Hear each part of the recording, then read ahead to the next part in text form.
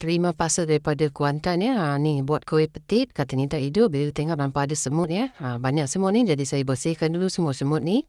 Jadi saya akan check dulu fuse. Fuse yang besar ni okey. Tapi dua fuse ni lagi dia tak ada, dia putus ya.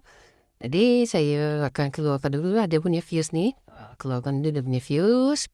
Okey dah keluar ya. Jadi saya akan check sekali lagi. Si confirm fuse ni open ya, dia putus. Kemudian saya akan keluarkan dia punya IC ni sebab saya nampak IC ni dah ada kesan burn ya. Nampak okay, nampak ni ada kesan burn ni, memang IC ni rosak ni. Jadi saya akan check sekali lagi untuk confirm memang IC ni short. Jadi memang kita buang lah IC ni.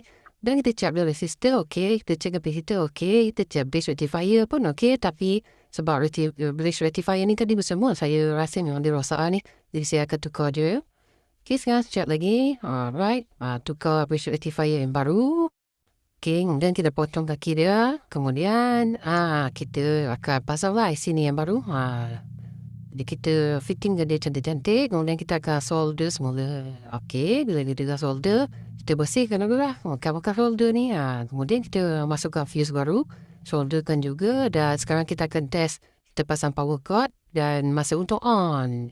Dia dah ada bunyi lah. Maknanya dia okay tu. Sekarang kita akan ambil dia punya bacaan. 24 volt dan 5 volt. Kita tengok dia okay tak.